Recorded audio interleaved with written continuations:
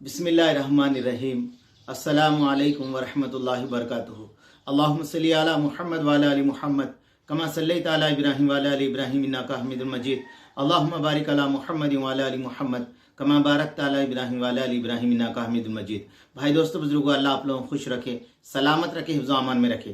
میرے دوستو، میرے بزرگوں، حضرت شیخ الحدیث مولانا زکریا صاحب رحمۃ اللہ علیہ کی ایک کتاب ہے ام الامراض۔ میرے دوستوں، میرے بزرگوں، میں تو یہ کہتا ہوں ہر ساتھی، ہر مسلمان، ساتھی نہیں میرے بھائیوں، ہر مسلمان وہ کتاب کا مطالعہ کرنا چاہیے اور اپنے دلوں کے اندر کی جو تکبر ہے، کبر ہے، ان سب کو نکالنا چاہیے۔ اللہ ہم سب کو آسان کرے۔ تو میرے دوستو، اس کا ایک واقعہ میں آپ لوگوں کے سامنے پیش کرنے والا ہوں۔ میرے دوستو، میرے بزرگوں، فرمایا حضرت ابو عبداللہ اندلسی رحمۃ اللہ علیہ۔ میرے دوستو، میرے بزرگوں، آپ کا مقام اس سے لگایا جا سکتا ہے۔ ان کے شاگردوں کے اندر میرے دوستو کون تھے؟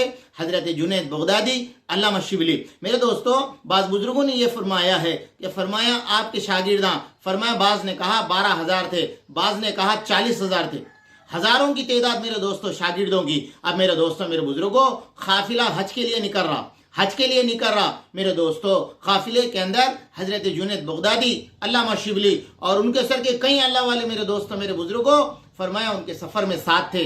وہ نفل حج تھا میرے دوستو۔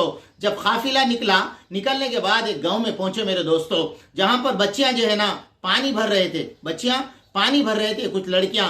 حضرت ابو عبداللہ اندلسی رحمۃ اللہ علیہ نے وہاں پر ایک لڑکی کے اوپر نظر ڈالنے کے بعد ان لوگوں سے پوچھے کہ بھائی یہ لڑکی کس کی ہے؟ لوگوں نے کہا کہ حضرت یہ ہمارے گاؤں کے سردار کی بیٹی ہے، اتنی خوبصورت ہے، یہ پانی بھرتی ہے، کیا اس کے گھر کے اندر خادم نہیں ہے؟ تو ان لوگوں نے کہا کہ سردار یہ چاہتا ہے کہ خود کا کام خود کرے، کوئی دوسرا اس کی مدد نہ کرے، خود کرنے والے کا مزاج بنے، محنت کرنا انسان کے لیے آسان ہو جائے۔ تو میرے دوستو، وہاں پر ایک دن نہیں، 2 دن نہیں دوستو، 3 دن ابو عبداللہ اندلسی رحمۃ اللہ علیہ 3 دن اسی جگہ بیٹھے رہے۔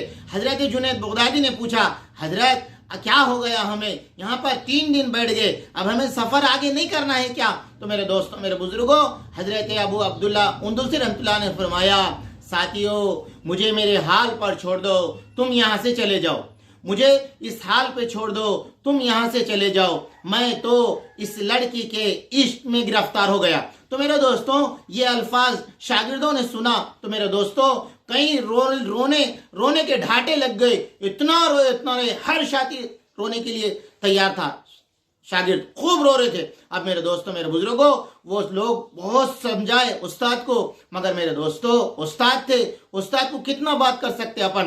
پھر وہاں سے علامہ شبلی، جنید بغدادی اپنا قافلہ لے کر چلے گئے۔ حضرت ابو عبداللہ اندلسی رحمۃ اللہ علیہ اس کے گھر کو پہنچے، جا کے پوچھے، بھائی انہوں نے پوچھا کہ کدھر آئے ہو؟ انہوں نے کہا کہ میں تیری لڑکی سے نکاح کرنا چاہتا ہوں۔ تو اس نے کہا کہ دیکھو، تم ہماری لڑکی سے شادی کرنا چاہتے ہو تو پھر فرمایا پہلے تم ہمارا مذہب اختیار کرنا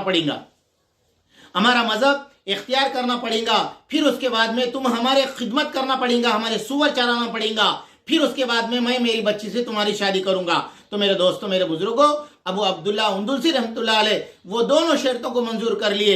ایک تو فرمایا اسلام کو چھوڑ کے میں جو ہے نا تمہارے مذہب کو قبول کر لوں گا، دوسرا فرمایا تمہاری جو خدمتیں سور چرانے کی، میں اس کو 1 سال تک چلانے کی شرط لگایا انہیں، 1 سال تک تم جو ہے نا سور چلانا پڑے گا، پھر اس کے بعد میں فرمایا میری بچی کو میں تمہاری نکاح میں دوں گا۔ یہ 2 باتیں طے ہو گئی میرے دوستو۔ اللہ ہم سب کی حفاظت کرے، اللہ ہم سب کو ایمان کو بچائے۔